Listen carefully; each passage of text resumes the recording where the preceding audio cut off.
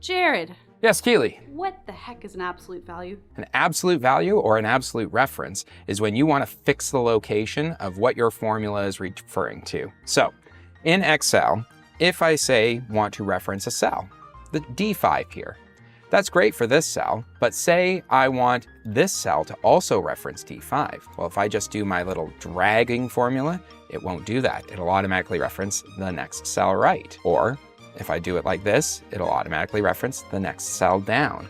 It's not good. We don't want it to do that. So by changing it to an absolute reference, which is done by pressing the F4 button, it'll put these little dollar signs in there. That'll fix that value. So now if I do my little trick that I showed in another Excel tips video, where I fill in to the right, all of these cells will always reference cell D5.